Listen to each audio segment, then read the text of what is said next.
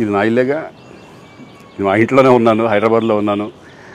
So నేను విన్నాను పొద్దున్నుంచి, నాకు ఫోన్లు రావడం జరిగింది. నేను కూడా వీడియో క్లిప్ చూశాను. మన మీడియా మిత్రులు చాలామంది నన్ను అడిగి క్లారిఫై చేసుకున్నారు. వాళ్ళ దాంట్లో రాలేదు నాకు తెలిసి. చాలా ఇట్లా శ్రీకాంత్ ఇలా బెంగళూరులో రేవ్ పార్టీకి వెళ్ళాడు, హేమ వెళ్ళింది, ఈ టైప్లో ఏవో వచ్చినాయి. నిజంగా నాకు నవ్వు వచ్చింది. ఇంట్లో వాళ్ళంతా నవ్వుకున్నాం. ఇదేంటిది, మొన్న ఏమో విడాకులు ఇచ్చి పిచ్చేశారు నా భార్యతో, ఈరోజేమో రేవ్ పార్టీలకి వెళ్ళాడు అని వచ్చేసినాయి. కానీ ఒకటి, వాళ్ళు కొంచెం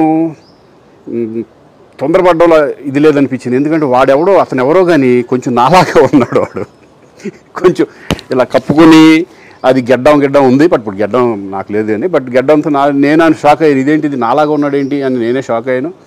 సో దయచేసి ఎవరు నమ్మొద్దు. ఎందుకంటే రేవ్ పార్టీలకి వెళ్ళే కల్చర్ నాది కాదు, పబ్ కల్చర్ మనిషిని కాదు నేను.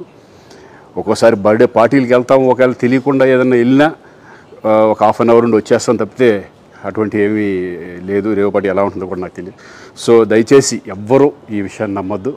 హ్యాపీగా నేను హైదరాబాద్లో ఉన్నాను, మా ఇంట్లోనే. ఇప్పుడు మా ఇంట్లో నుంచే నేను ఇది చేస్తున్నాను. సో దయచేసి మీడియా మిత్రులందరికీ కూడా నేను చెప్పేది ఏంటంటే, ఏ విషయం కరెక్ట్గా తెలుసుకోకుండా మీరు కూడా థంబ్నైల్స్ పెట్టేసేసి నా బొమ్మ వేసేసి రేవ్ పార్టీలో పట్టుబడ్డ శ్రీకాంత్ ఈ టైప్లో వేస్తున్నారు. కాబట్టి దయచేసి ఎవరు నమ్మొద్దు. అది అతను అలాగా ఉన్నాడు అని ఒక విషయంలో మీరు పొరపాటు పడి ఉంటారని నేను అనుకుంటున్నాను. దయచేసి అది నేను కాదు. Thank you. ఇటువంటి అన్నీ కూడా నిజంగా కొంతమంది వాళ్ళందరికీ నిజంగా థ్యాంక్స్ చెప్పుకుంటున్నాను నేను. కొంతమంది మీడియా మిత్రులు నాకు డైరెక్ట్గా తెలుసు కాబట్టి, వాళ్ళ ఫ్రెండ్స్ లాగా నన్ను ఇచ్చేస్తారు కాబట్టి, వాళ్ళందరూ నన్ను డైరెక్ట్గా అడగడం, నేను చూసి ఇద్దరు నవ్వుకోవడం, వాళ్ళు వాళ్ళ దాంట్లో వేయకుండా చూశారు కొంతమంది. వాళ్ళందరూ కూడా నేను థ్యాంక్స్ చెప్పుకుంటున్నాను.